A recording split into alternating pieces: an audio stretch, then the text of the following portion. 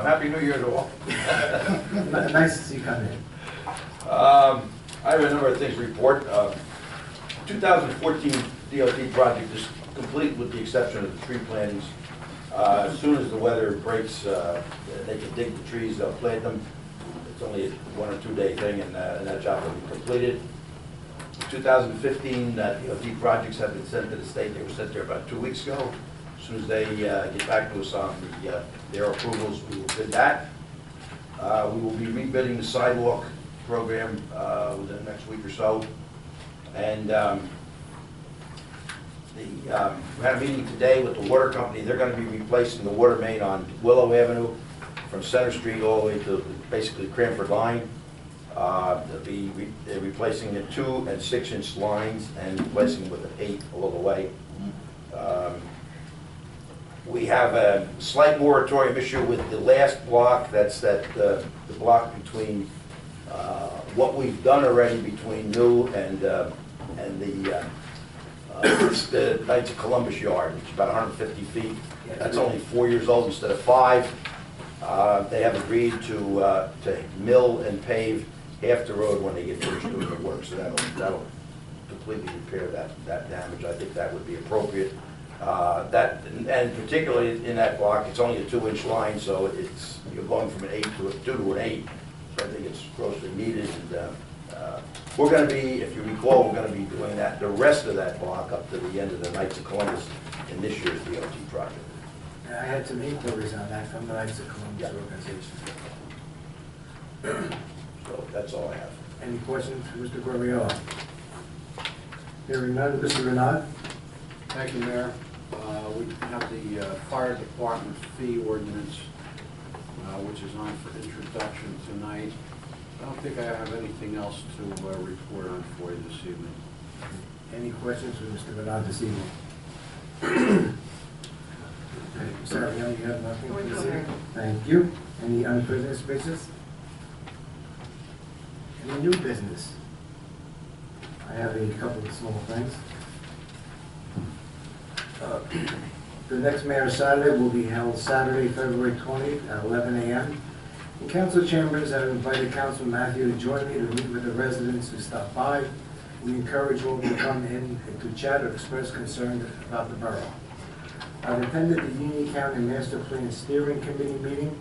They encourage all residents of the county to complete their survey at the Union County website, Transportation Master Plan. Their draft statement, as presented at the meeting, Union County has a safe, viable, multimodal transportation system that enhances economic activity and quality of life for all its communities. And they have 3 particular themes that they address. One is move, to provide more transportation choices, improve accessibility, safety for citizens while conducting traffic congestion. Contact, engage, coordinate, and partners with municipalities and regional, state, and federal stakeholders in their growth to provide improvements and expansion to our transportation system to serve a growing population, to support our towns and employment centers, and to attract and retain regional business enterprises.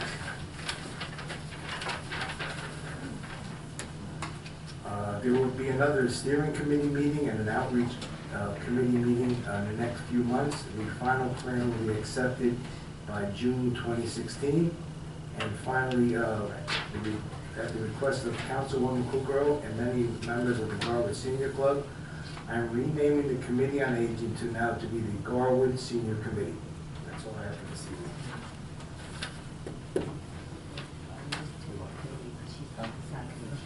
Okay. Thank you. Okay, we'll move on. Comments and matters for discussion from members of council. Councilwoman Kukrow. Thank you, Mayor. I just have a few quick things. Okay. I wanted to first apologize to the Garwood Fire Department for getting a brain freeze last council meeting. After all the much-deserved accolades, I forgot one sentence of my report, which was thank them for their overnight shift they all did from 6 a.m. Saturday morning through Sunday morning to be on high alert during our most recent blizzard, so I apologize profusely for that. Also, I got an email Sunday, February 28th, from 4:30 until 8, the Summit Animal Rescue will hold its annual spaghetti dinner fundraiser. The event will take place at the Columbian Club, 37 South Avenue in Garwood. Parking is behind the Columbian Club on Willow. The cost per ticket is $10. Seating is limited. Last year, people were unfortunately turned away at the door as the Columbian Club was at full capacity. Therefore, advance ticket notice, if you'd be so kind, they would love that. You can contact Julia Melton. Her phone number's on here, and I can supply it to council, and maybe find out where else I can put these so everybody knows about it. Also, I am still very much interested in speed bumps in Garwood, starting on the 4th Avenue block by the Westville border and in front of the school. I think this would be a perfect spot to start this program, as the public welfare and safety of Garwood residents should be our #1 priority. I do not feel that there should be any deterrent from getting this done. Thanks, Mayor, and that's all I have. Thank you. Any comments on the report, Councilwoman? Hearing none, Councilman Martin. I have nothing. Thank you. Councilman Matthew?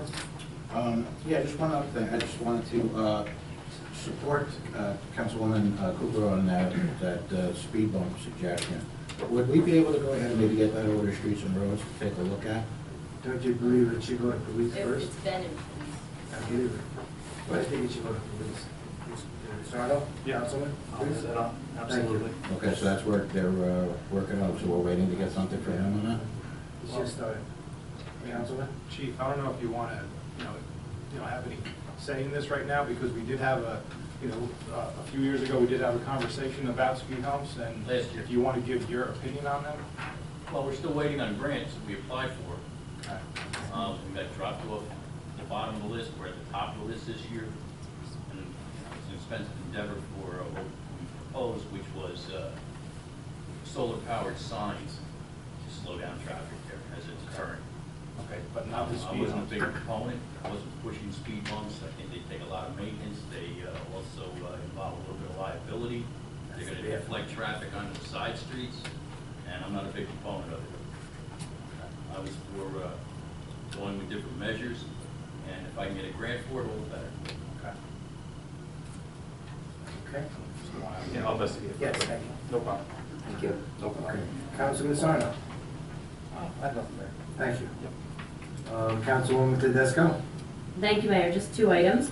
I just wanted to state on the record that we've been in receipt of a letter from resident Bruce Patterson about the RVSA and their attendance at our last meeting, and I brought some of that to the mayor's attention about having the RVSA provide some sort of explanation in writing that we can then put on the borough website to better educate the public as to why our sewer fee is increasing within the budget, whereas our flow to them is not any greater. So if we could get that in writing, and the mayor does support that endeavor, which, Mayor, I appreciate that, I think that would be great for the benefit of the public.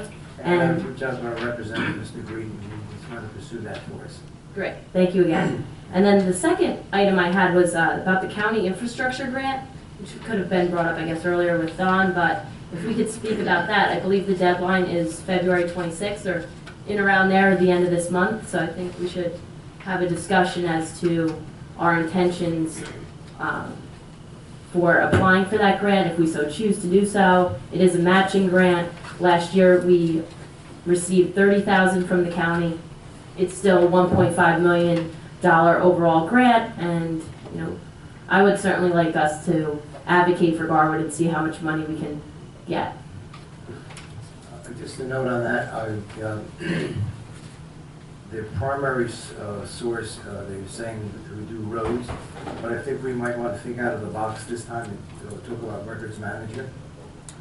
That's been on our plate for at least as long as I've been the mayor, for at least a year and a half.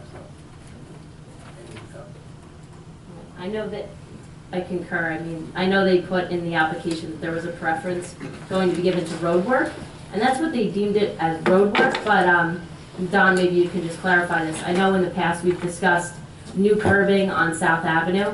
In front of many of the businesses, there is little to no curb left from the plow trucks year after year hitting into the curbs, and the county, although they paved South Avenue numerous times, does not replace the curb because they don't replace curb, Right. apparently, even if it's next to their road. So that is something that I've advocated for in the past, and I would like to continue to advocate for, but I still have personally I have an open mind towards including maybe records management as well, or also just regular road projects. I think I gave you some numbers last year on the county curb replacement. Right. I'm not so sure that that's what they consider roads, though, only because they don't consider it a road when it comes time to pave. And the state's the same way, but we certainly, I could inquire with them and see if that would be included. I mean, $30,000 doesn't take very far when you start paving. That's what we got last. That's what we received last year, but I believe we applied for over 100,000. So, Ms. Ariama, do you have the exact number we applied for? I want to say 100 to 150,000 that we had applied for. Right. So, I mean, just throwing it out there, I would be in favor of maybe putting in for records management. I know Ms. Ariana has information about that. Putting in for the curbing and putting in for a street while we're at it, and then let the county decide what they want to do. I mean, we're always in need of There's just one road issue work. that the grant application process requires the CFO to certify the matching funds, which means that we can't just wait and see and then have, she's going to certify that their funds are matching. That's the problem. The way we would pay for it, though, would be through bond ordinance, right? I mean, that's obviously not going into a operating budget. Well, The influx of the taxes would be huge. We already have like a road project bond ordinance. Well, We would- most of our road work is almost replacement, because the roads are that old, but, I mean, we're to the point, we haven't paved Center Street, for example, in 35 years, and it's starting to show. So, I mean, we could just mill and pave that, which would not be a very expensive, or a very prolonged, or difficult thing to do. It's all materials, it's done in 2 or 3 days. I mean, they eat up some money real quick, but, you could start to do that, because that road is starting to show its wear, there's no doubt about it, and it's the main road in town, so. And we must remember too, as Ms. Ariama and myself spoke earlier, that the grant is due by the end of the month. Mhm. It's not like we have months to talk about this. So I think we have time, I very think we can put together something, just a matter of what we want to do. And as Well, I think Tina if said, if we you're have the going money. to apply for this grant, you have to decide tonight what you're going to do, because I can't prepare, the next council meeting is 2 to 3 days before the grant is due. Right. You need more time. I like Don's recommendation of Center Street. I was actually going to say that one because if you look at it, it's the main street in the town, and with the street fair now annual, with all those residents as well as visitors out that day, I think to have that in good shape would be advantageous for everyone. Especially if it's been 35 years, it's a really long time. Is there any other opinions of the council, or? No, I think that's a good idea to do Center Street, because it is being used quite a bit. It's been that long. I go with Don's recommendation. We can still do other streets in the 2016 DOT, right, Don? Pardon? We could still do other streets Oh, yeah, outside of we Center have Street in the regular we already DOT have program. an application for the grant. I didn't mean to shoot the record management, shoot a hole in that. I mean, certainly you can put it for both. No, you can't. Pardon? No? It's not like that. Like I said, you can't put it for both. There's no other streets that are in worse shape that you would suggest that we maybe, Well, better idea to. basically, it's gonna cost, most streets, when we start doing work on it, like $150,000, where with milling and paving, and that's all I'm thinking of doing on Center Street, because we've replaced the curbs in most of it. So, it doesn't require that kind of work. My one concern would be with DOT projects, they get make us do these crazy intersections with elaborate handicap ramps, and that eats up a lot of money in itself, so. But, you might get 2 or 3 blocks done if they're gonna continue to have these grants every year. It might take you 5 years, but you'll get the whole street paved sooner or later. That's the way to approach it. Okay, so everybody agrees their grant application for Center Street paving? Yeah? I would agree with that. Mill and paving. How long's that last, mill and paving? 35 years out of the last go-around. That was the last go-around? I'm just checking. Yeah, I think I paved that road back in the late 70s. In pieces too, but not all at once. Theoretically, it lasts longer now, right? I mean, are they doing it better now than they did it back then, or? Powder material's not as good as it was, actually. No, it's not, they have less, they're putting less oil in the asphalt, so it's not as good as it was, but, you know, it's what you got. I mean, that's all they make, so you gotta use it. And when you say $150,000 for a street, can you just define that? You mean one? Well, for example, if we were to do, the last couple of years, we've done Third Avenue. From one end to the other, we put in drainage, we did curb replacement. Aggregate, that's probably $150,000, maybe a little more. You didn't pave it though, you didn't pave Third. Not yet, it's on, Okay. it's being done in this year's project. We usually put the drainage in one year, let it sit a year, and then pave it. So it's up for, it's in this year's contract, it's out for, well, not out for bid yet, but the plans are in Newark, and as soon as they approve it, we'll go out for bid. But, I mean, overall, if you want to do that kind of a job on a road, that's what it costs. With exceptions for places like, streets like Spruce, obviously, like they're just huge. Oh, yeah, well, they're all, the trouble, one of our problems is they're all 800-foot blocks, 700 or 800-foot blocks. So they're not, it's not like doing a block of East Street, you know. Yeah, you can get away with East Street or West Maple, whatever, any of those streets for a lot less, obviously a lot less than that, maybe a third of that to do one block. But doing one block can take you forever. So, you know, a couple of years ago, 2 years ago, we did Oak Street, but we did the whole thing from just about the brook all the way up. Thank you. Any further comments? Council President Petroselli? Nothing there. Okay, thank you. Hearing no others. Public comment. Is there anyone in the audience who wishes to address the mayor and council? Please step forward to the microphone. State your full name and address. Please limit your comments to 3 minutes. It would be a council meeting without Mr. Patterson. Step forward. Good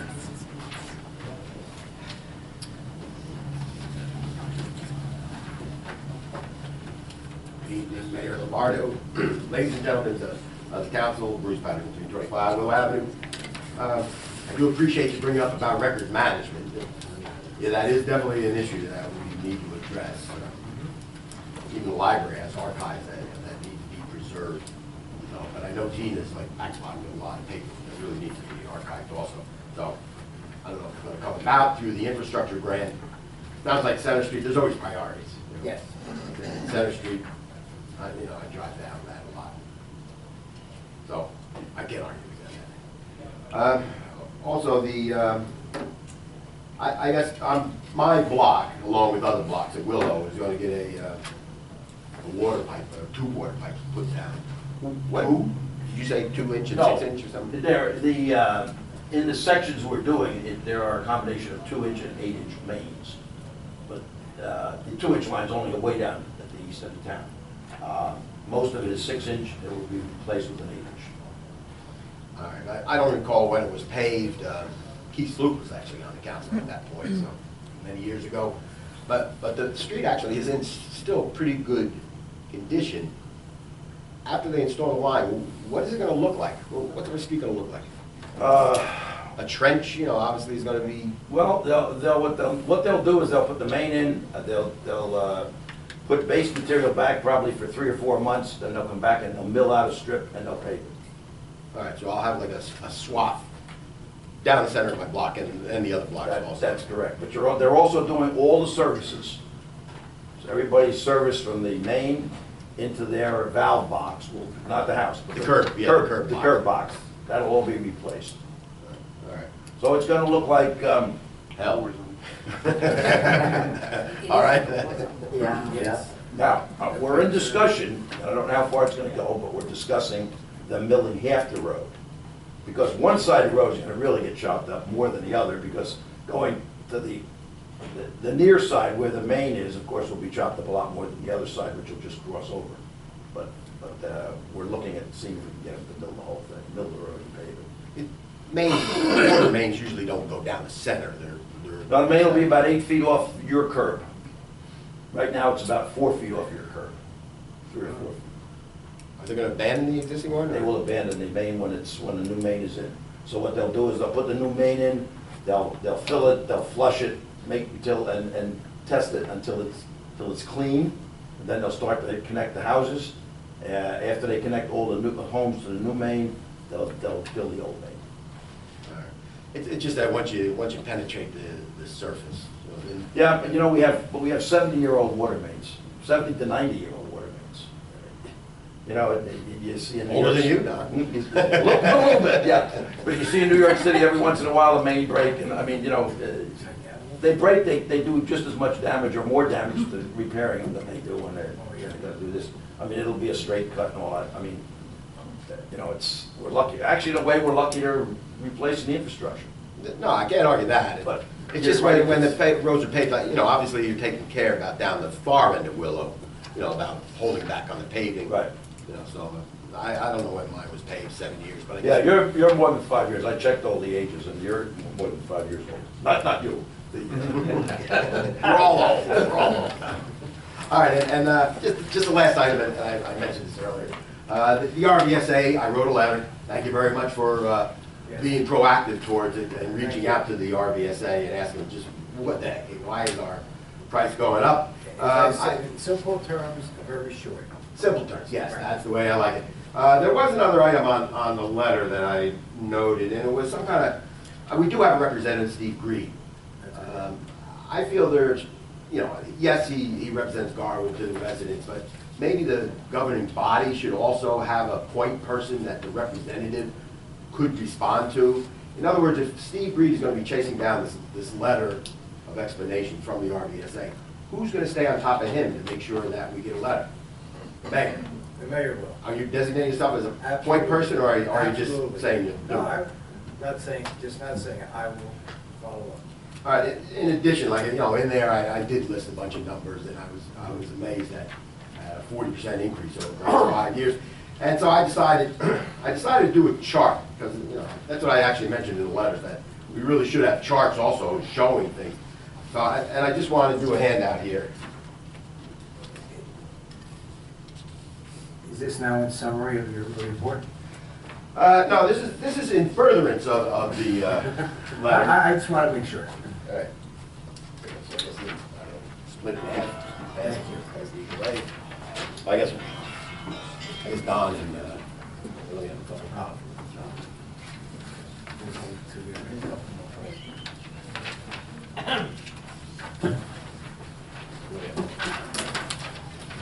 Let me have one of them, Bruce. We Let's have, go that way. Here you go. Okay. Is there anyone else who's- Yeah. Wow, this is beautiful. Call it, right? Sure. All right, this chart, and I guess I'll, to the camera. Now, what we're looking at, I was saying, you know, we had the RVSA people here, and they are more or less just presented isolated data on Garwood, and then you kind of had to take their word for it as what was going on. So what we're looking at, what I did, it's called zeroing out the increases and decreases based on one town, which obviously is Garwood.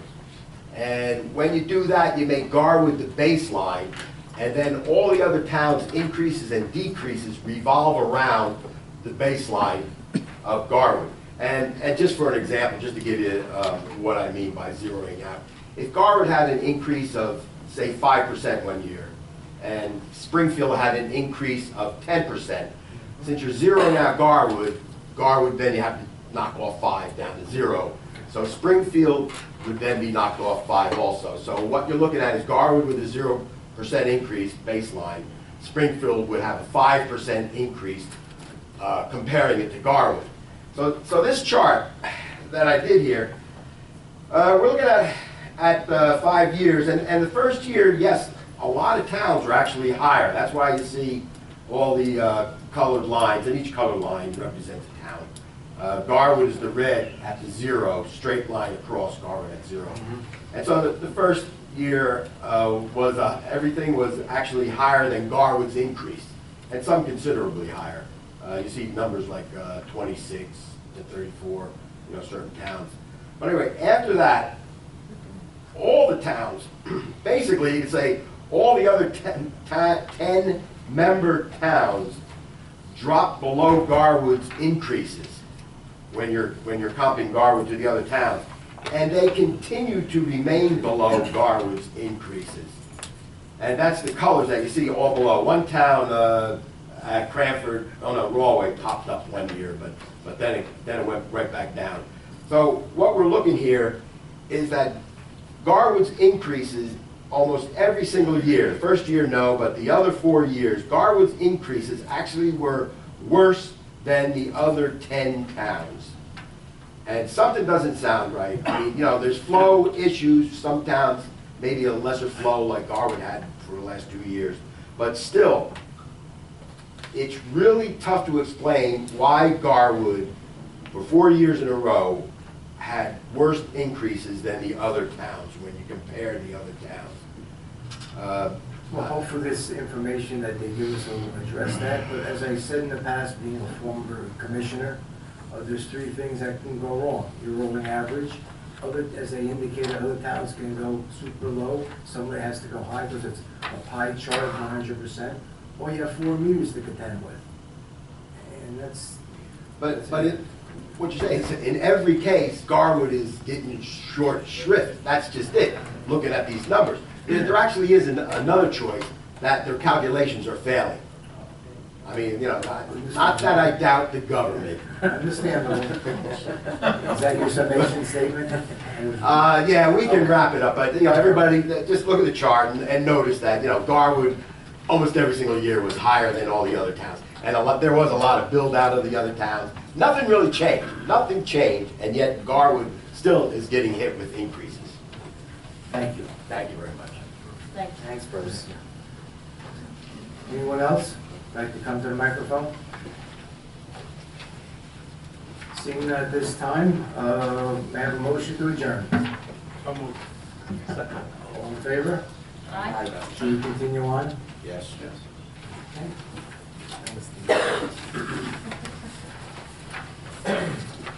Please stand for a moment of silence, followed by the salute to the flag, please.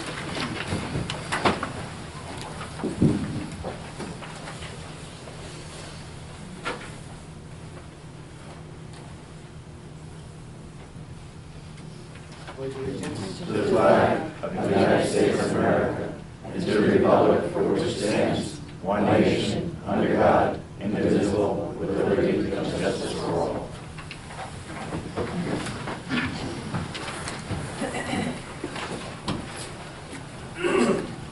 Out of the notice of this meeting was provided to the Westfield Leader, the Union County local source advertised on January 7, 2016. Notification was sent to the Star Ledger, promptly posted on the Municipal Public Bulletin Board, and filed in the office of the Municipal Court, informing the public the time and place according to the provisions of the Open Public Meeting Law, Chapter 231, PL 1975. Everyone, please shut your cell phones or put on vibrate, please. Roll call, Ms. Ariema. Mayor Lombardo. Here. Councilman Kukrow. Here. Councilman Martin. Here. Councilman Matthews. Here. Councilman Sarno. Here. Councilman Disco. Here. And Council President Petrozelli. Here. Ms. Ariema, minutes, please. Regular workshop and executive session minutes of the mayor and council held on January 26, 2016. May I have a motion to accept the minutes as presented? I'll make a motion to accept the minutes as presented, Mayor. Second. All in favor? Aye. Communications, Ariana. New Jersey State League Municipalities Mayor's Advisory, Receive and file. Union County Board of Children Freeholders, Receive, ordinance, receive and file. Division of Local Government Services, State of Emergency, Receive and file. Bruce Patterson, Roy Valley Presentation, Receive and file. Roy Valley Sewage Authority Minutes, Receive and file. Garwood Board of Health Minutes. Receive and file.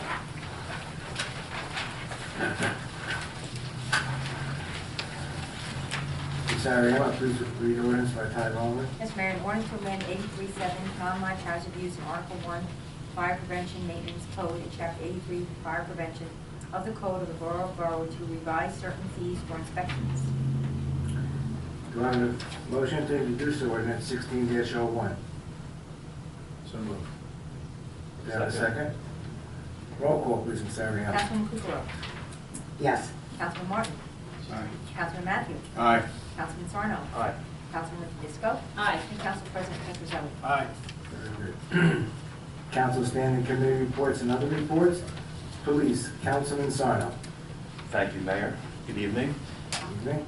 The issue assigned to me last meeting in regards to First Aid in Garwood is still being researched at this time.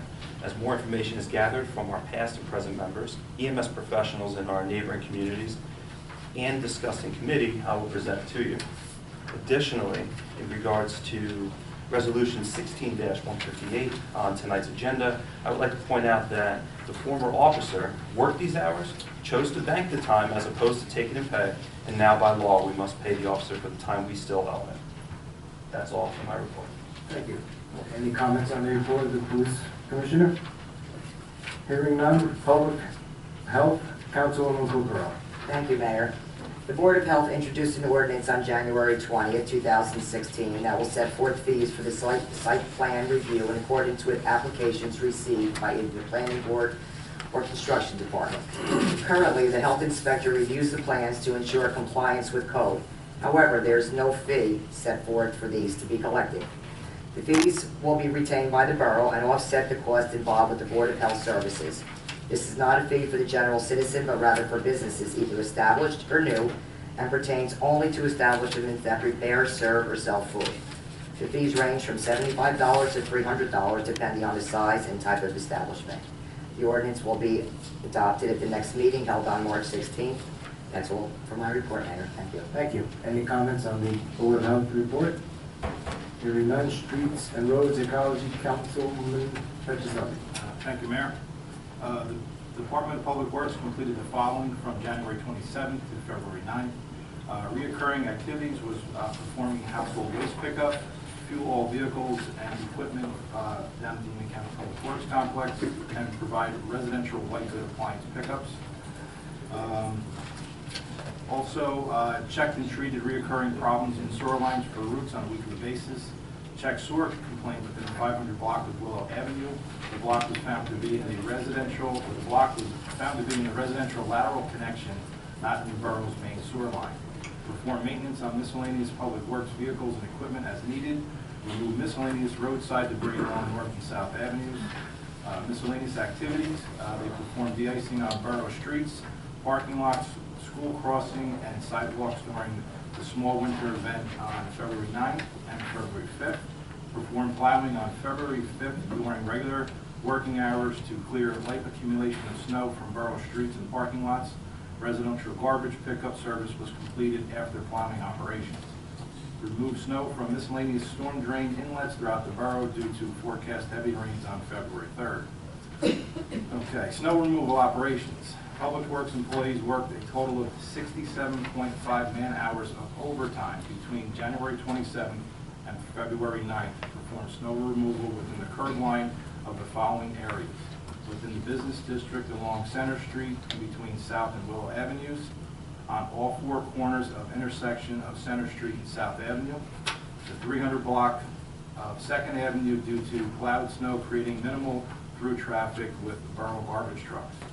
Public Works employees worked a total of 165 man-hours of regular time between January 27th and February 9th to perform snow removal within the curb line of the following areas due to limited parking. The 200 block of Willow, 300 block of Willow, 400 block of Willow, and the 500 block of Willow Avenue. 3rd Street, or 3rd Avenue and 2nd Avenue, and Walnut Street in areas of the school, the 300 block of Myrtle Avenue. That's all for my report, Mayor. Thank you. Any comments? Yes. Go Who ahead. who approved the overtime to do the curb-to-curb plowing of these roads? I approved the overtime as well as with the superintendent. Okay. Shouldn't this go to the committee? I don't think it, well, In past practice, it was going to the chairman. yeah, well, I mean, I guess in past practice, it's gone to the chairman, but, you know, when you're dealing with 27 inches of snow, I mean, do we have to have a committee meeting on everything that the department needs to get done?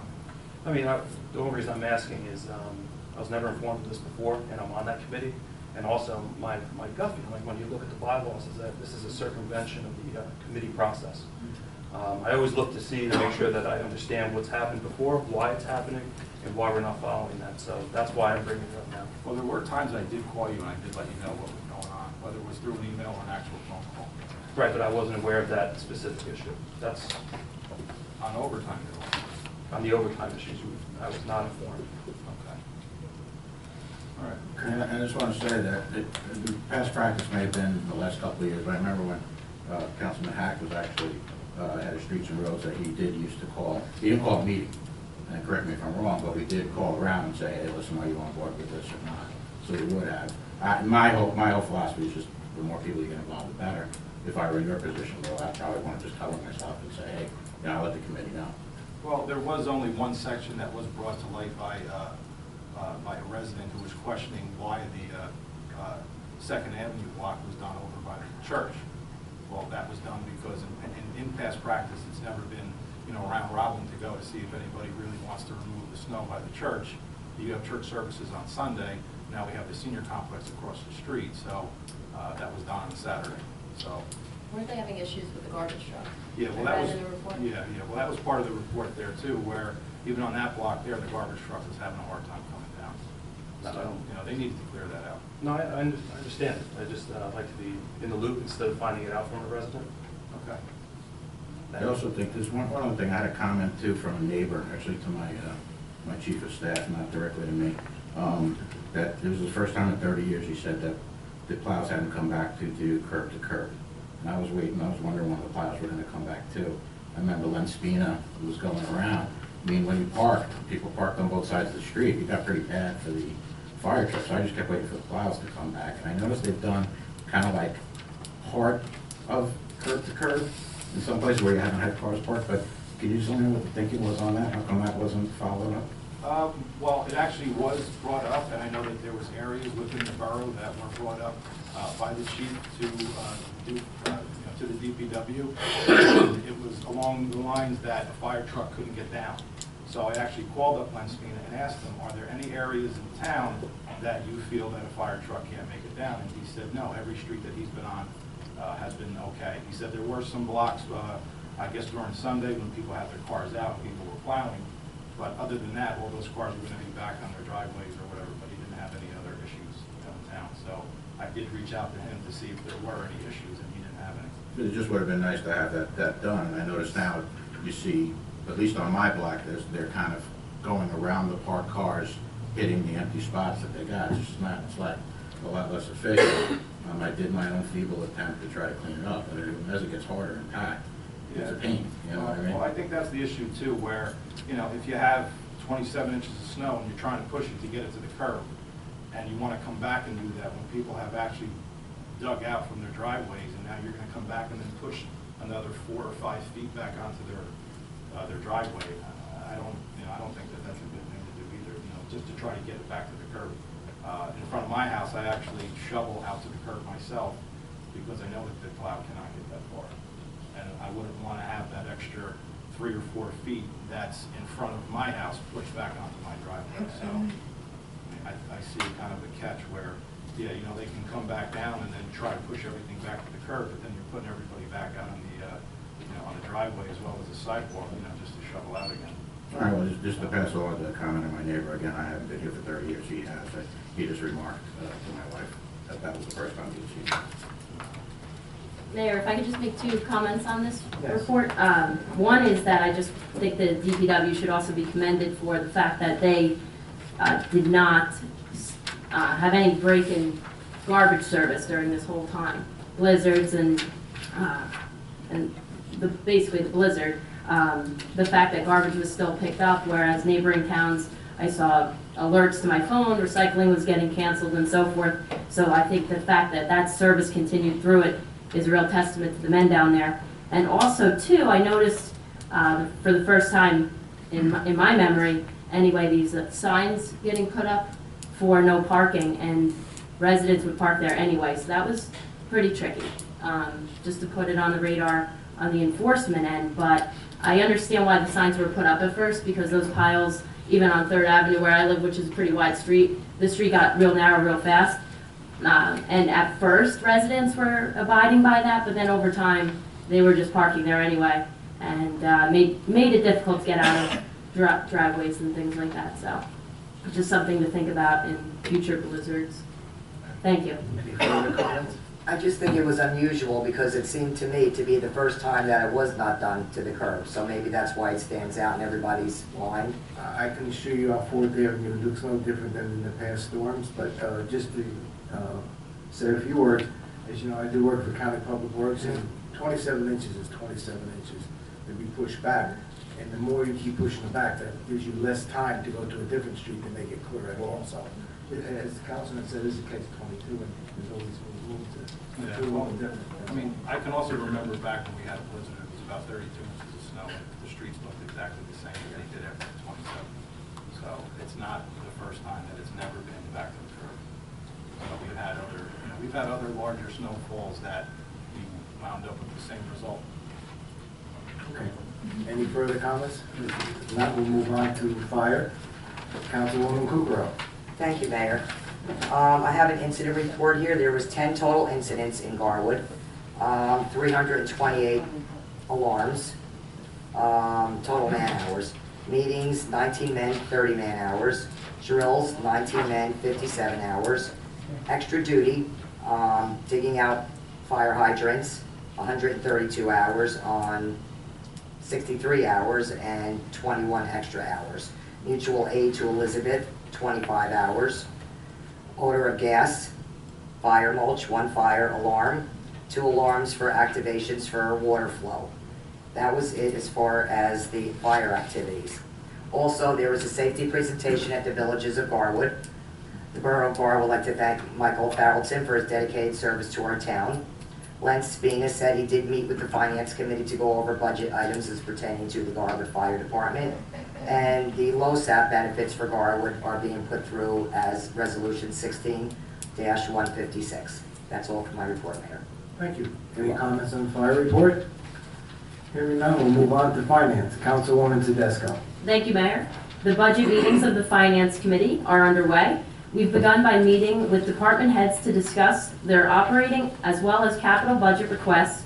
In keeping with last year's procedure of having 2 special budget meetings for the mayor and council, which are open to the public, we recommend Resolution 16-159 on tonight's consent agenda to hold those special budget meetings on Thursday, March 10th and Thursday, March 17th. Both meetings are to start at 7 p.m. here in council chambers. That's all for my report, Mayor. Thank you. Any comments on the finance report? Hearing none, buildings and grounds, Councilman Matthews. No report, Mayor. Thank you. Laws and license, Councilman Martin. Thank you, Mayor. The Laws and License Committee met last week on February 1st to discuss the issue of health care benefits for elected municipal officials. Our borough attorney researched the matter and gave council a memo in which he stated that continued coverage of a council member who was grandfathered in by state law in Chapter 2 PL 2010, as explained in a local finance notice, since that council member had served continuously since May 21st, 2010. After discussion in our committee meeting, the proposal to eliminate health care benefits for existing council members did not have the support to come out of committee, as the vote was 2-1 against. Councilwoman Tedesco and I did not agree with the proposal based on the fact that our attorney researched this and found that it would be unlawful for such an ordinance to be passed. His position on this issue was also supported by an earlier finding by former borough attorney Joseph Triarsi, which I have a copy of here, in correspondence dated December 7th, 2011. That is my report, Mayor. Thank you. Hearing the report of laws and license, any comments? Yes. Councilman? Wait, excuse me, do you have a laws and license report from Kathleen? No. Joe, could you speak into the mic? Thank you. Before I offer this dissenting opinion, I'd like to give the courtesy of asking Council President Petrozelli a question, since I don't feel that's ever been asked from the dais. Will you voluntarily give up your taxpayer-funded health and dental benefits? No. Okay. $168,813. That is how much the Borough of Garwood has paid towards Councilman Petrozelli's health and dental benefits since he was first sworn in 2009. The cost to the borough this year alone is $32,716, and there is no time greater than now to address this issue. It was last year our council president said in his words that this is the hardest thing to do in regards to firing our former DPW superintendent, Fred Corbett. Maybe that decision would not have been so hard if he had first foregone his health benefits last year prior to making that vote. I've said once before that all cost savings should start with us on the dais before anywhere else in the borough, and focusing on this issue of councilperson health benefits is a perfect example of such. It is true that on May 21st, 2010, Governor Christie and the state legislature signed a number of reforms concerning local governments that are enrolled in the state health benefit plan, and one part of these reforms forbids part-time employees and councilpersons from receiving health benefits. It is also true that if you were serving as councilperson prior to this date and continue to serve without losing an election, you could still collect these benefits. After that last statement, you may think our council president is entitled to these benefits. However, that is not the case. During the recession that followed the 2008 financial crisis, many municipalities throughout the state began losing revenue from foreclosed homes and started looking for places to cut expenditures. Municipalities began realizing how much they were paying part-time councilpersons in stipends and benefits and started to cut these benefits that were considered a given in the past, even with councilpersons who have been serving continuously prior to the 2010 reform bill. And don't forget, many councilpersons chose to give this up on their own, knowing how difficult it was for municipalities to balance a budget with lower revenues while staying under the 2% cap. How municipalities achieve this is by including specific language that forbid elected officials from receiving health benefits. I've looked into this issue across our state and found multiple towns that have addressed the issue of having part-time councilpersons receiving full-time medical and dental benefits. The following towns have acted on this issue in one way or another. That includes, but is not limited to, changing our ordinance, as I recommend we should do as a council starting tonight. Mahwah in Bergen County, North Arlington also in Bergen County, Fair Lawn also in the same county, Willingboro in South Jersey, Burlington County, Newton in Sussex County, Morristown and Dumont also in Bergen County. In addition to researching these towns, I've spoken to and or emailed to the mayor of Dumont, Jim Kelly, the mayor of Mahwah, William Laforet, and former councilman of North Arlington and now Democratic Bergen County freeholder Steve Tonelli, all of whom have made these changes to their local ordinances to stop the practice of giving health benefits to councilpersons. The opinion offered by our borough attorney does not go far enough in the research of how other municipalities throughout the state were able to do what I'm suggesting here in Garwood. Moreover, he does not state anywhere in his document that it would be unlawful to pass this ordinance. Instead, he offers this statement, quote, "Based on my research, I am unable to state that the borough may eliminate such benefits." On that note, I'd like to close by saying we are clearly able to make the proposed changes as stated in Chapter 30, Article 1, Paragraph E. The borough specifically reserves the right to repeal, modify, or amend these policies at any time. None of these provisions shall be deemed to create a vested contractual right of any employee, nor to limit the power of the mayor and council to repeal or modify these rules. The policies are not to be interpreted as promises of specific treatment. Thank you. Any further comments?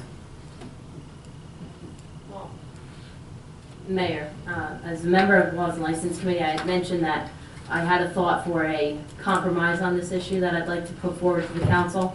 Yes. And I would like to make a motion that our clerk or attorney draw this ordinance up if I receive a second and it's voted on. But in reading over the attorney's letter as well as reading the supplemental materials that were provided to us, the law here does state appointed or elected officials who are appointed or elected prior to May 21, 2010 do not need to meet the 35 hours per week minimum, provided they remain in their elected or appointed position continuously after May 21st, 2010. And in our attorney's opinion, he has also said that, let's see here, there's multiple lines here, but continued coverage is required. This was also stated by our previous borough attorney, Joe Triarci, back in 2011 on December 7th in correspondence with him. And it sets a very bad precedent to go against state law and to go against our attorney's research and statement on this issue. And it's not the first opinion we've received, it is the second. And so I would like to propose this compromise where an ordinance would move forward from any elected official after May 21, 2010, where if the state changes the law next year or 5 years from now or 10 years from now, whenever that may be, or if the borough were to switch healthcare providers and go off of the state health benefits plan and go with a private insurance company, that elected officials would not be able to collect health benefits. So I would like to make a motion for that ordinance to be drawn up. Mr. Renard? If I have a second, I think we can vote on that. We have Well- a- If I may, sir, Go ahead. we have a potential motion, and we're going to ask for a second. Is that proper at this time of the meeting? Yes. Okay. So we heard the motion from the councilwoman. Do we have a second? Second. Can we have a discussion, Mayor? Discussion? Can we just, can I offer, may I just ask for a clarification? I thought I was recognized. Oh, I'm sorry. Okay, thanks. So first of all, I want to thank Councilman Sarno. This is the first time this issue's been surfaced on the dais. This is the big issue. How many times do we hear this all around Garwood? The councilman's health benefits. We've heard this over and over and over again. The thing, I've been silent on this issue from the dais. The thing where I've now felt compelled to join with Councilman Sarno was the firing of Fred Corbett and the circulation of a letter around Garwood detailing how much his benefits cost. That changed it for me and for, more importantly, more of my constituents. Now, Lou, you say that you won't give up your benefits. There's no wiggle room in that? I mean, you wouldn't give up your stipend. Now you won't give up your benefits. What about a compromise a la Bruce Patterson, where you do some type of rate of copay? Would you consider that? I don't really think that this is the venue for me to discuss that, okay? So at this point, I say no. So you wouldn't go ahead and do that? All right, because Bruce Patterson tried to contact you about this, and you went to the cops. So if people don't feel necessarily very comfortable approaching you on it, maybe you can understand why. This is a public expenditure. I just want to point out, Mr. Renard, you wrote in here you didn't know what the distinction was with Dumont, why they got rid of this. I do, actually. The councilman who was receiving the benefits voted to get rid of his own health benefits. So, correct me if I'm wrong, Mr. Renard, you're saying we have to offer them. Nothing says the councilman has to take health benefits. Is that correct? Yes. Okay. So there are people who are going ahead and giving up these health benefits. I have to give Councilman Sarno credit again. Much of this took place in North Jersey, particularly in Bergen County. The thing the councilman credits it to is that the Bergen Record and other newspapers up there listed on the front page of the newspapers many times how much health benefits were costing. This became a big issue up there. $168,000 cumulative amount, $32,000 in 1 year. This is really, and we tried to get rid of the benefit, the stipends before. This was the first motion of our new council people. And not only did you disagree with us, you didn't do this, Councilwoman Tedisco did. You questioned our motives, said it was grandstanding. So we keep telling people in Jersey you can't change anything, all right? The things we can change, we're refusing to change, all right? I would really like a compromise. Your compromise, Councilwoman Tedisco, with all due respect, I think dodges the issue. The compromise I would entertain is putting the stipends back on the table and doing a greater copay. Let me tell you what Garwood's employees do. Since the Chris Christie reforms, our health insurance costs at Garwood $1,141,000. Garwood's employees, these are the people that you see here every day, cops, people in our office, they pay $160,000 in copays out of their salary. They pay 14% of the healthcare premiums for the borough. I think for you to do at least a minimum of that. And then just one final thing, Mayor, I just wanted to put this in, because we talk about numbers here, and numbers a lot of times just kind of, let me give you an idea what $32,000 is. $32,000 is 2.5 times our municipal alliance budget. It is 1.5 times the maintenance for the athletic complex. It is double what we have budgeted for snow removal in Garwood. Double. Recreation, the entire recreation department has a $41,000 budget. Our senior citizens, our entire senior citizen program, and we cut the director's salary in half, is $17,600. the councilman's benefits cost twice what our entire senior program does. So just to give you, it's 14 times what Celebrations is. And it's more than we budget for telephones in a year.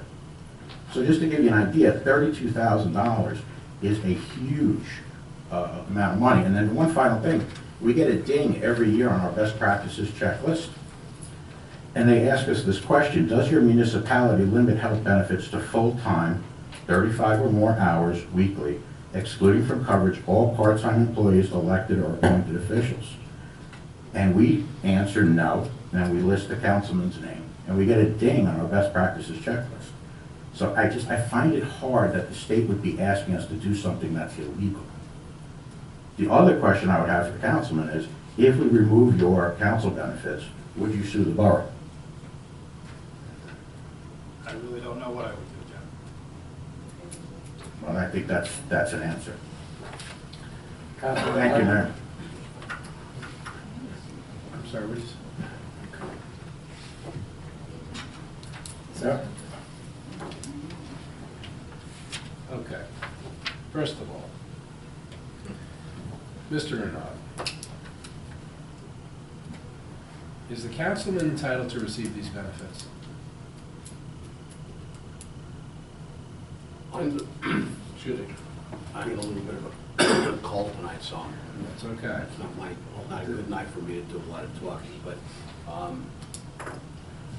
under the state health benefits you've seen this, what the local finance notice says, so I really don't want to repeat myself. No, but, I have. The local finance notice, which is basically what I'm going by. Sure. The state health benefits program statute itself is, I can't tell you how unclear it is. So what attorneys go by, or at least what I go by, is how the state interprets it. That is how the departments, how the DLGS, how the state health benefits program runs the program. So according to the Department of Local Government Services, that is their explanation of what the statute meant, who's covered, who's entitled to what. So in answer to your question, according to the local finance notice, the councilman is entitled to health benefits. Okay. Now, since by law, your interpretation is he's entitled to these health care benefits, would it then not be against the law to pass an ordinance to remove them?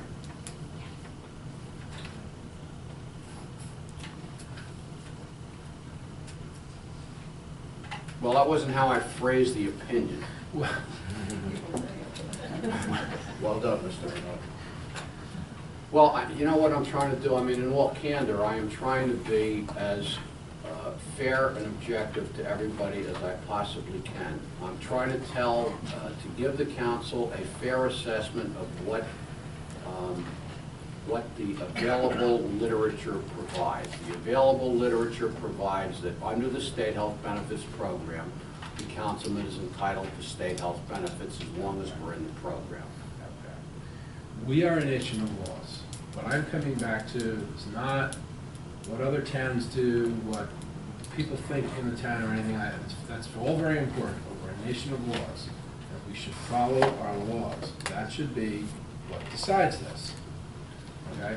I took the liberty of calling our insurance agent, and our insurance agent says that if in fact we do anything that is deemed against the law, you're on your own. We lose our insurance coverage. So, as you said, Councilman, if Councilman Petroselli decided to sue based on the fact that we passed an ordinance to remove his benefits, we would lose our insurance coverage in that case. We'd be on our own. God knows what a lawsuit would bring. Well, I just want to, as it comes to this, we're now having to react to being threatened by sitting councilmen with lawsuits. That's the first thing I want to talk about. The other thing that I wanted to Who's mention threatening a is... lawsuit, Jim? Okay, the other thing I wanted to mention, Mayor, if I may, is we're now past that. You're going into budget season. How do you ask department heads, forego raises, cut budgets, put capital projects on hold, when we are not willing to cut 1 red cent from the council. In a prior meeting, we said, no, we will not cut $10,800 from the budget and our stipends. We deserve to get paid more than the planning board and the Board of Ed and our volunteer fire department. And now here, the answer is no, we will not cut $32,000 of health benefits, not even part of it. How do you look them in the eye and say to them, cut your budget? How do you look a taxpayer in the eye and say, pay another $300 in taxes this year, when we're not willing to budge $1? Thank you. We're legislatures. We can draft these ordinances. We voted on one tonight. This is what we do. This is what these other towns have done to control this. This is not unlawful in one way, shape, or form. We pass the law as such. We pass it for Garwood. That's the way that other towns have done it, and that's exactly what it is here. And we invite the councilmen to join in. Do like the councilman did in Dumont, and go ahead and join in. Lou, please, give up your benefits for the good of the borough. Your benefits cost double what we budgeted for capital projects in the entire borough in 2015. Twice. Okay, there's a motion on the floor for this resolution. Are we going to go forward with it? I had a question. What's that? Is that the councilwoman's? There was a motion and a second, Mayor, but I think we were still in discussion. Mr. Renard, a quick question. This is based on your interpretive law, correct? It's not based on case law. No, there isn't any case law All on right, this so subject matter. there's no case law at all. So Correct. this can set the precedent for case law going forward, am I correct? No, No? no. So it's all it is, the whole thing is just interpretive law based on your opinion? No, it's not. It's my reading what is contained in the law and in what is in the local finance notices that accompany the law. The local finance notices are pretty clear, and I attached them to the opinion and highlighted them. I didn't make this up. This is coming almost word for word from the local finance notices. But would it be lawful for Garwood to set forth and make another ordinance concerning this separately to override what is before without the worrying about ramifications from a lawsuit? Those are two different questions. Would it be lawful? I believe that if you pass an ordinance that's contrary to what, for example, if you passed an ordinance and took one of the departments out of the state health benefits program, my understanding of the state health benefits program is you can't do that. You either cover everybody or you don't. So, I don't. People think of unlawful like somebody's going to come in and arrest you all. Well, that's not going to happen. Would it be something that wouldn't be challenged? And this is exactly why I phrased this way, because I can't tell you that it would be lawful, because you have what appears to be, not what appears to be, the law that was passed is very clear. And the local finance notice that interprets it is very clear, that elected officials who were elected prior to the operative date remain in the program. So I'm not sure that I can answer it any other way. As I said, I don't think it would be lawful based on what I read from the statute and the program, because of the fact that the law specifically exempts certain people. And I hope I answered your question. I'm not sure that I did. I mean, other towns have done it, so obviously they were able to bypass it. I mean, I'm just trying to I don't understand. know. I mean, I haven't looked into 15 towns. I'll tell you a story if you want. About 7 or 8 years ago, councilman, forget about what councilman, a number of towns passed ordinances that had to do with regulating how many feet away from a school or a playground a convicted sex offender could live. And the council asked me, could we pass an ordinance like that? And I said, I don't believe it's lawful because of two things. One, I thought it was preempted, and the second thing is I thought it might infringe, as ridiculous as this may sound, on the civil rights of convicted sex offenders.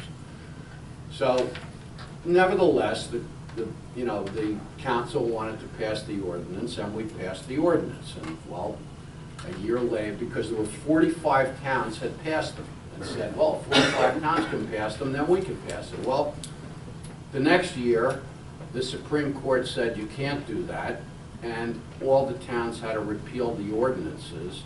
And we were fortunate because had we been one of the towns that was sued, you'd be liable, you would have been liable, or the borough would have been liable for costs and attorney's fees and everything else. Fortunately, they sued somebody else, so we didn't get hit with it. So the fact that, I tell you this story only to say that the fact that other towns are doing something doesn't necessarily mean that they're right. It doesn't necessarily mean that they're wrong, and I'm not telling you that their lawyers know what they're doing or don't know what they're doing, and I do. I don't know. I didn't talk to 16 different people and find out from their attorney. I know some towns don't even consult their attorneys. There are towns that don't even have the attorney come to the meeting. So I don't know what the story is on them. I can't comment on what happened in 16 different towns. I don't know. Can I just make one comment? Final comment? Yeah, sure. And just before you vote on it, I don't support the compromise you have. Lou, I just want to invite you, let's go ahead and let's get away from this legalistic thing about lawsuits and threatening lawsuits. Let's show Democrats and Republicans can come together. Let's go ahead, put a compromise together. The average Garwood employee pays 14% of the health insurance costs. Pay 14% of your health insurance costs. Then let's put the stipends back on the table. That's also based off their salary, Jim. Okay, but and what's your salary? $1,500, right? That's all you make in a year? Councilman? As a stipend on council, it's $1,500. That's not what I asked you. Well, that's what Then be honest. I think we're getting out of Be hand. honest. Gentlemen, we're getting out of hand now. It's getting very personal. Well, when there are lies made in front of the public, it will get personal. What I'm saying is, that's what you make in a year is $1,500, Councilman. Repeat it. Okay? $1,500 from the diocese. So what it's not what I asked you. What I want to do, and obviously I'm getting my answer, let's go ahead and show people 6-0. And Mayor, we need your leadership on this. Please, don't just sit there quiet. Come out and try to go ahead and save people money. Give up your stipend, Mayor, and have Councilman Petrozelli pay what the average Garwood employee pays. Please. And let's go ahead, and I will be more than happy to sit here and support that, and you can all take credit for it. Let's stop talking about lawyers and lawsuits. Let's go for a vote. I'd also like to say that, I think we said enough at this point. well, I'm going to put together another motion, okay? Well, That first, includes we the- have a motion on the floor right now, sir. Okay. Wow. Okay. All right. We have a motion on the floor. We're going to have a roll call for this. What's the motion on the floor for? Let's go. Would you like me to Please. restate it? Sure.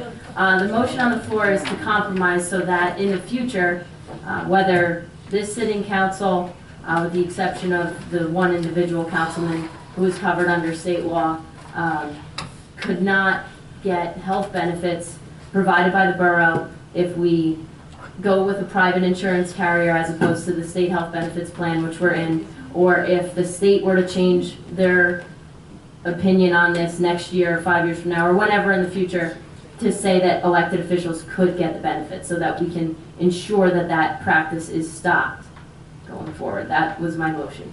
First and a second. We have the motion and the second was done already, sir. Okay, roll call, please. Councilman Cooper. No. Councilman Martin. Yes. Councilman Matthew. No. Councilman Sarno. No. Councilman Fiasco. Yes. Councilman Petrozelli. Abstain. Councilman, you want to offer a motion? Yes. I'd like to make a motion to instruct our borough attorney to amend and/or clarify the following. Chapter 30, Section 1, paragraphs M and G, I'd like to redefine the definition of part-time employee so that it includes the following: all elected and appointed officials, and as such do not qualify for health benefits or other employment benefits except statutory required pension benefits. Furthermore, I'd add the following provision to the existing code: 30-14 group medical insurance.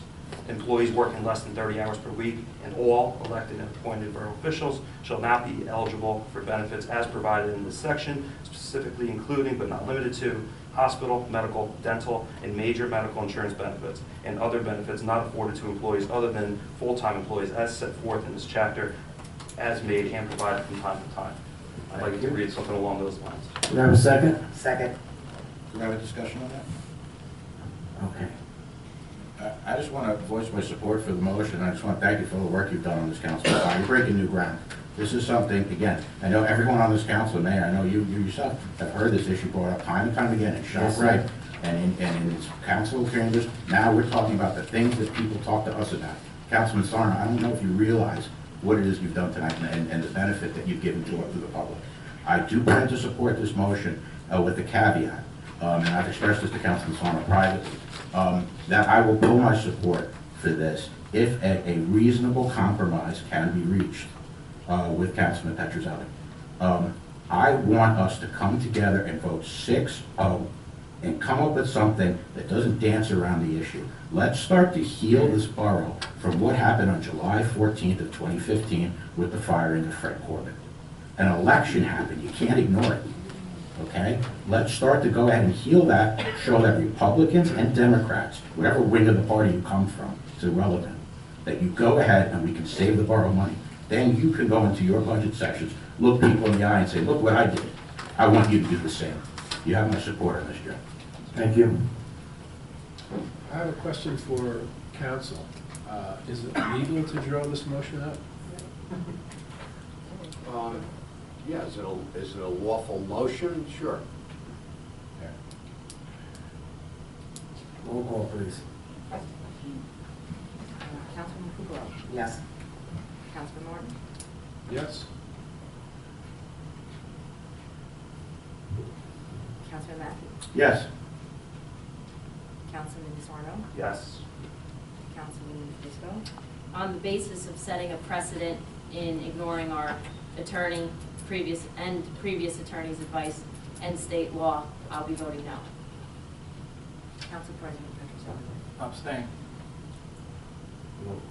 Count the vote. You're going to give me the language, I hope, because I don't write as fast. Yes. Joe, you email that. Okay. Anything else, Councilman, on liquor license? Councilman Martin? No, nothing. Thank you. We'll move on to recreation, Councilman Martin. No report, Mayor. Thank you. Garwood Senior Citizen Liaison, Councilwoman Kukrow. Thank you, Mayor. The senior citizen meeting was a great one this week. Todd Hurst stopped by to introduce our new police officer, Jonathan Pretty. Everyone wished him luck in his new position. There was still a lot of talk and concern about the emergency response when calling first aid. Todd Hurst said Chief Underhill was going to be addressing this issue to alleviate concerns, as well as Audrey Cornisak made arrangements for a speaker to address the group within the next few weeks. Carol Lombardo was in attendance and was asking everyone to look through all of their old photos to see if there's any forgotten mementos or memorabilia that could be given to the historical committee. They could be scanned and returned very quickly. A few people had questions about the permit parking and what could be done to get permit stickers expedited. I went through the procedure as well as the streets that it affects. Went back to Borough Hall. I had copies of the streets and the application made. I will bring that with me at the next meeting, and Tina suggested that one of the admin from Borough Hall will kindly come over and check registrations, so anyone that needs them will be taken care of at that time if they have not been done previously. I think it will make it easier for the seniors over there. It was very nice, you know, for Tina to come up with that. After a short discussion, the new committee name will be Garwood Senior Citizen Liaison, as there is really no committee anymore, just me right now, so I don't think it has to be a committee tacked on to there. Update on crafts and ceramics. Paulette is still away. We're waiting for her updates as soon as she returns. And Mayor Lombardo kindly stopped by for a quick visit to say hello to everybody and check in. Thank you. That's all for my report, Mayor. Thank you. Here's the report of the senior Citizen liaison, any comments? Hearing none, libraries, Mayor Representative, Council President Petrozelli. Thank you, Mayor. In February, the library is holding a reading raffle. Anyone who checks out a book can enter to win a gift basket. Adult and kids baskets include a Dunkin' Donuts gift card, GameStop gift card, books, chocolates, and other goodies. The winner will be drawn February 29th. Yesterday, February 8th, Valentine's were for the birds. Kids made Valentine bird feeders out of recycled seltzer bottles at the Kids Craft. Today, February 9th, the green flag waved at the first Garwood Lego Derby. Photo finishes will be posted on the library's Facebook page. Tonight, the adult craft will reflect well on the participants. They will be making decorative mirrors out of clothespins. All other programs are keeping busy at the library. They include Knitting Club on February 1st, 4th, 8th, 11th, 18th, 22nd, 25th, and 29th at 10:30 a.m. Color Me Calm on February 1st, 8th, 22nd, 29th at 11:30 a.m. Book clubs on February 1st, 4th, 22nd at 7 p.m. and 1 p.m. Adult Ed on February 2nd, 4th, 9th, 11th, 16th, 18th, 23rd, and 25th at noon. ESL on February 9th, 2nd, 16th, 23rd at 2 p.m. Parent-Child Knitting, February 3rd, 10th, 17th, 24th at 6 p.m. Toddler Story Time, February 9th, 10th, 17th, and 24th at 10:30 a.m.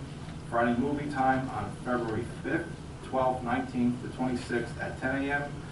Puzzle Friday on February 5th, 12th, 19th, and the 26th at 3 p.m.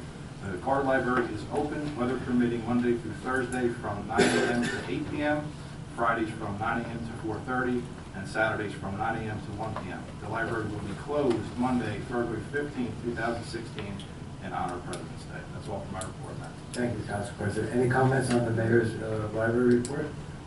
Hearing none, School Board Liaison, Councilman Sarno. Thank you, Mayor.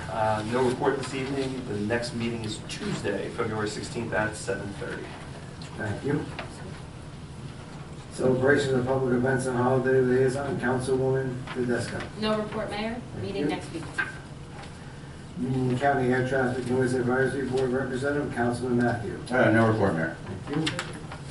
Administrative Review Committee, Councilman Tedesco. No report, Mayor. Historical Committee, Councilwoman Tedesco. Thank you, Mayor. I attended the meeting of the Historical Committee last week on February 2nd. The committee is continuing to plan the rededication of the recreation complex, and the planned date has been set for Sunday, June 12th, with a rain date of the following week on June 19th. They are working on cleaning existing plaques that are in need of cleaning and having a new plaque made in honor of Mayor Michael Concoli, who the main building of the complex will be dedicated to, as it was his original vision for a new facility at that location almost 20 years ago. The baseball field will be rededicated to James B. Guerrero, and the field house or announcer's booth building will be rededicated as the Joseph E. Hominick Field House. Additionally, discussion took place on ideas for future fundraisers and programs to ensure Garwood's rich history is preserved. That's all for my report, Mayor. Thank you. Any comments on the report? Hearing none, we'll move on. Officers report, Ms. Ariano. That's it. Lindy Stefano, zoning code enforcement officer, monthly report for January 2016. Municipal Court Administrator Martha Marino, Garwood Municipal Court operations January to December 2015. I have a motion to accept the reports. So moved, Mayor. Do I have a second? Second. All in favor? Aye. Okay, public comment. Is there anyone in the audience who wishes to address the mayor and council? Please step to the microphone, state your full name and address. Please limit your comments to 3 minutes. Good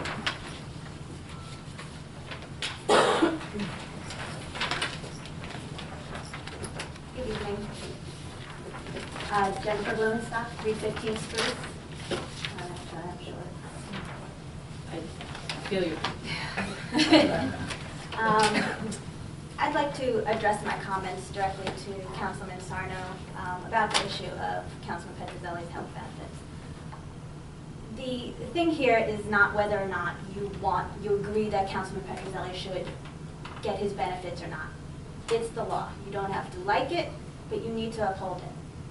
If you want to change that, the change shouldn't, and as Councilman said, it's unlawful to change it at this level. If you'd like to change it, you need to go to the state level, you need to go through the proper channels, and you need to do it there. To do it here, to continue this, it's just more partisan politics. It's really what it comes off like. It comes off like grandstand. It comes off as bitterness. It comes off as infighting. And I know, you have to know that the public's had enough of that. You really have. And so I'm asking you, you who ran recently, you touted yourself as the voice of the people. You said you would listen to the voice of the people, listen to the majority, and then act accordingly. But what you seem to be forgetting is that the voice of the people was already heard on this matter. This has come up time and time again, but it came up in the last election for Councilman Petrozelli. And the majority of the people voted him in irregardless. If you're so early in your tenure, you're going to go back on your campaign promise to listen to the people, that's embarrassing. It is, to go back on your promise that you are the voice of the people, that you will listen to them and act accordingly. What you're doing here tonight, it's completely contradictory to that. So I'm asking you to think about that, reflect on these words, and perhaps reverse your course. Thank you. Mayor, can I just make a comment? It's the people. This is public comment. Well, we always make comments. Are we changing procedure tonight? The people's time. All right, and Ms. Blumenstock, thank you very much for your, I really hear what you say. You made an excellent point. And this was the thing, if you remember, right after Councilman Petrozelli's re-election, Bruce Patterson was up there threatening to recall him. And I said the time to recall Councilman Petrozelli was in November. He won the election, okay? So I really, and I wasn't defending the councilman, what I was defending was the electoral process here in Garwood. And I was on board with you. The thing that's changed that, for me and for the constituents, was the firing of Fred Corbett and the circulation of a memo by Mayor Lombardo detailing how much his benefits cost. There are a lot of people who are kind of lukewarm, actually mildly supportive of Lou on this, who are now contacting me and like, that's it. You're gonna fire a guy because of how much his benefits cost? Fred's wife came up to me and said, Jim, I would have put him on my benefits if I had known this was the problem. Do you know how I felt when I heard that? It's horrible. For people in this community, people in Garwood are fair. People from Garwood don't take any garbage either. They are very upset about his vote on this, and that's the game changer for me. But that, to address directly, I was right with you up until July 14th of this past year. Thank you. As long as we're making public comments, I'll make one as well. Can we get back to the public, though? It's our No, time. I just need to Make it a short one, we're on please, this Councilman. envelope. Please. I was going to say this to the end, but I just wanted to remark that just because I voted yes to the resolution that we were just talking about, does not mean I'll vote yes to it and when we bring it up for a vote. What I was going to, at the end of the meeting, do is ask you, Council, to take another look at this and make absolutely sure that this is against the law. Because if it is against the law, we are a law, a nation of laws. I will vote no. I just wanted to clarify my vote. Yeah, I don't expect to change the opinion that I gave. Okay. Well, let's Okay. just make sure it's you know, make sure I it's mean, correct. it is what it is, and it states what the opinion is. Okay, we'll get back to the public now. Anyone from the public, please rise, come to the microphone. Hi, good afternoon. Paul Nieves, 260 Fourth Avenue. I will keep it brief. First thing I want to say is I want to commend Mr. Patterson for doing his due diligence and doing a chart and presenting it to the council. Not many citizens will go out of their way and put the time and effort into what he did. And I want to commend him publicly. And I also was hoping that whatever he presented would be presented also to the Rahway Commission for comments. I mean, I haven't seen his information, but I think we're all entitled to a response to what Mr. Patterson did. I agree with Councilman Sarno. There should be greater collaboration between all council members and committee members. If not, to just get buy-in, but to cover your backside too. If somebody, does something to say, hey, you guys were in that decision. The decision about Mr. Councilman Petrozelli's benefits, with all due respect, Councilman Matthew, it is grandstanding.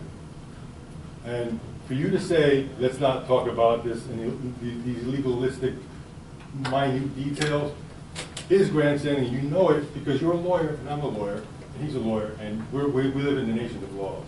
So for you to actually propose for the council to do something illegal, I think is hypocritical and counterintuitive to me.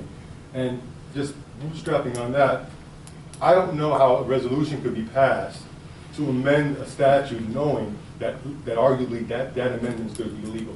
I don't think that resolution should ever be passed. I also think that what Councilman Sarno is saying in terms of the 15 towns and they're establishing a precedent, I mean, the real issue is, are those 15 towns relevant to our analysis? No one's asking that question. And I don't know if what Councilman Sarno is saying is true or misinformed, but if it is, then maybe the answer is within those 15 towns. No one's threatening lawsuits, Councilman Matthew. No one's threatening. You're putting words in his mouth. He never said, he said, just like a citizen of our nation, that he would keep the option open, right? So you're a lawyer, I'm a lawyer. You wouldn't say, under no circumstances would you sue. So that's silly and that's counterintuitive. There was one more thing that I want to talk about here. And what the young lady said was absolutely true. This health care benefit issue with Councilman Petroselli has been decided. People have spoken. I mean, you Councilman Matthew, you made arguments about Fred Corbin being fired. I mean, Corbett being fired. And what I would suggest to you, sir, is that the loyalties that you have are to the taxpayers, not to Mr. Corbett. Okay? And if in fact we saved money, then I think that was the right decision. And in fact, there could be something legally done to save more money. Maybe that we should do that as well. But the people that you mentioned that are so outraged by Mr. Petroselli, Councilman Petroselli's receiving legal benefits after being elected, after knowing that the issue existed within our town, they're not here. They're not speaking. And maybe they should. Because if what you're saying is true, I think we're all entitled to hear from them. Thank you. Thank you. Okay. Anyone else? Step forward, please.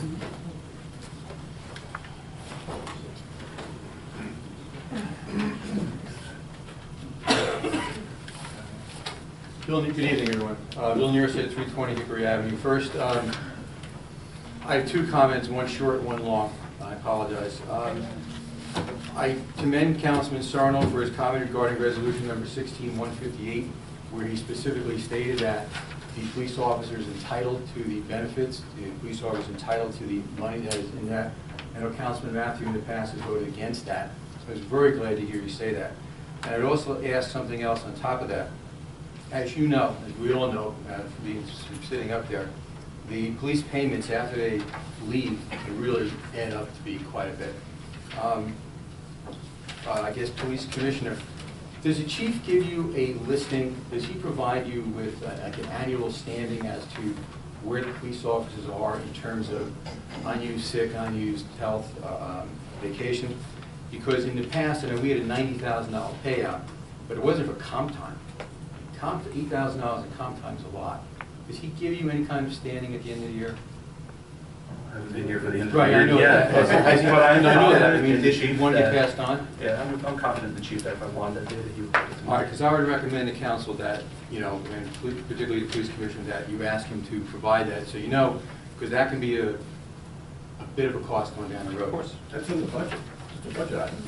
Not if a police officer leaves unexpectedly, and I believe I have the floor, council. If anybody wonders why I have this with me, I've carried this with me since August when I wrote it. I've updated it since then, okay, but if you wonder why I'm prepared tonight, it's because I've had it for 5 months. Thank you, Mayor. Bruce Patterson has raised the issue of borough residents paying for Lou Petroselli's family health care for years.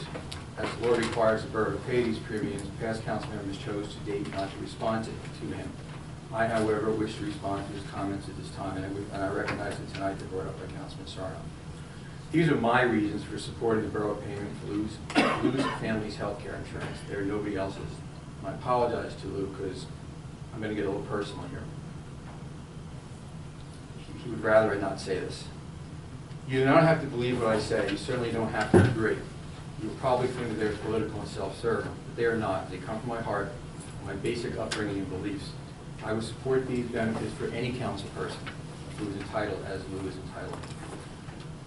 First, Lou is entitled to the premiums. Past council members took the benefit and was available, Democrat and Republican. They only don't take it now because they are no longer on council or because the law no longer allows them to take it. Lou is the last eligible council member for these benefits. It is not our decision to take them away from him if we wanted to. Second, I went to Roman Catholic Mass every Sunday for the first 50 years of my life. I listened to people pray the Holy Word on Sunday and then offend and slur their fellow man during the week. I listened to jokes about every nationality, lifestyle, and race that exists. I stopped going to Mass for many personal or organized religious reasons. Through it all, however, I continued to believe the basics that I was taught in 8 years of Catholic grammar school, 4 years of Catholic high school, and my 40 years as an Eagle Scout. Do a good deed daily, do unto others as you would have them do unto you. Treat your neighbors yourself, help other people at all times. There, but for the grace of God, go I. I said to myself when Lou's issue first arose, now here is an opportunity to do the right thing, to do a good deed, to do unto somebody else as I would hope he would do unto me if our roles were reversed. We say that Garwood is a small town with a big heart. I have viewed Lou's family situation as an opportunity to show that Garwood residents do have a big heart, and we're not hypocrites. Are you aware of the name of the affliction from which Lou and Jackie's son suffers? Have you ever looked it up? Do you know its side effects? Do you know the amount of care that a child with this syndrome requires? Are you aware of the life expectancy? Are you aware of the hours that the Petrozelli family puts in to take care of Lou Jr.? Have you ever offered to help them? Are you aware that every time I talk about reducing our garbage pickup to once a week, I'm reminded that Lou and Jackie have an 18-year-old son in diapers? Yes, I'm aware that we residents pay $30,000 a year to take care of Lou Jr. It comes to about $16 per taxpayer. My family is willing to give the Petrozelli family $16 a year for Lou Jr.'s health. I was grateful, and I mean this sincerely, when the Republican Party